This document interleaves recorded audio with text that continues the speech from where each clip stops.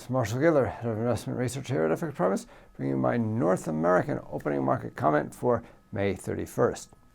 The big indicator of the day is the U.S. personal income and expenditure data, which comes with the core personal consumption expenditure, PCE deflator. That's the inflation gauge that the Fed watches most closely. Now, incomes are expected to rise at the same pace as in the previous month, and spending is expected to jump significantly, which could help the dollar. Meanwhile, the PCE deflator is expected to accelerate, but the core measure is expected to remain the same. That might be due to oil prices moving higher, which directly affects the overall measure, but not the core measure. Now, such a result would show how higher oil prices are already starting to feed through to higher prices, which would also be bullish for the dollar.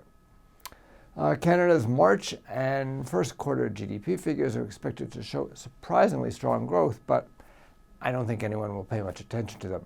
The wildfires in Alberta in May mean that second quarter growth is likely to be substantially lower. Then overnight, the Chinese Purchasing Managers' Indices from both market and from the official government agency are expected to fall slightly. That could add to the gloom around China and the renminbi recently.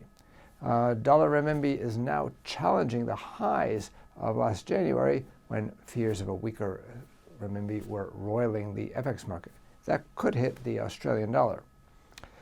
The Japanese diet session finishes on Wednesday, and Prime Minister Abe may use his speech marking the occasion to announce the delay of the consumption tax hike, and perhaps also to call a snap election for the lower house.